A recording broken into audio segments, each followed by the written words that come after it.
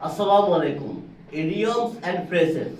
Idioms and phrases এই জিনিসটার সাথে আমরা অনেক বেশি পরিচিত। আমাদের পরীক্ষার খাতায় অনেক সময় লিখতে হয়, আমরা লিখেছি।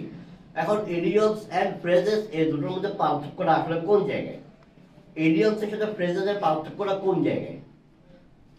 ইডিয়মস আর ফ্রেজেস দুটোই কতগুলো শব্দের সমষ্টি।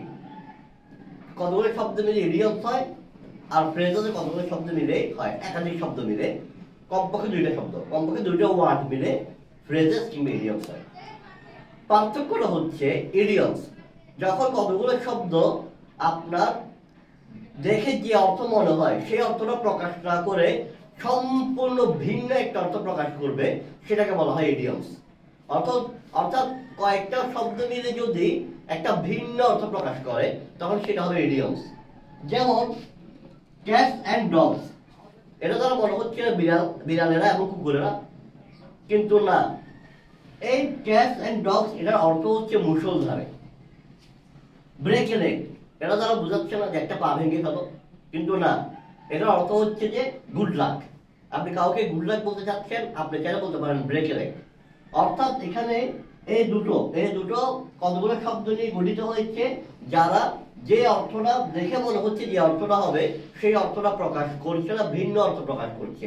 এটাকে বলা হয় ইডিয়মস। এটাকে বলা হয় ইডিয়মস। এখন সেই ওয়ার্ডগুলোকে যদি আমি ফ্রেজ হিসেবে ব্যবহার করি, সেই ওয়ার্ডগুলোকে যদি আমি ইডিয়মস হিসেবে ব্যবহার না করে ফ্রেজ হিসেবে ব্যবহার করতে যাই, তখন ক্যাটস এন্ড ডগস এটার অর্থ হবে কুকুর এবং বিড়ালেরা। ব্রেক এ লেগ এটার অর্থ হবে পা ভেঙে ফেলো, একটা পা ভেঙে ফেলো।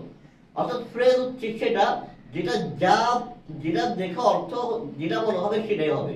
অর্থাৎ যেটা যা লেখা থাকবে তাই অর্থ প্রকাশ করবে। আরো একটু ক্লিয়ার করে দিই, একদম ক্লিয়ার করে দিই। ধরুন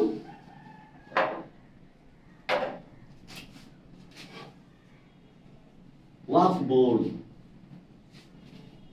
তারপরে হ্যাভ টু অথবা হ্যাজ টু। ওয়াজ বোর্ড এটা একটা ফ্রেজ, এটা দ্বারা কি বোঝাচ্ছে? যে জন্মগ্রহণ করেছিল, যেটা লেখা আছে সেটাই বোঝাচ্ছে। হ্যাভ টু অথবা হ্যাজ টু এটা দ্বারা বোঝাচ্ছে কিছু একটা করতে হবে, যা লেখা আছে তাই বোঝাচ্ছে। যখন যা লেখা আছে তাই বোঝাবে তখন সেটাকে বলবো ফ্রেজেস। অর্থাৎ যখন যেটা লেখা আছে সেটা না বুঝিয়ে ভিন্ন কিছু বোঝাবে সেটা ইডিয়মস, আর যেটা লেখা আছে সেটাই বোঝাবে তখন সেটা হবে ফ্রেজেস। ধন্যবাদ। আসসালামু আলাইকুম।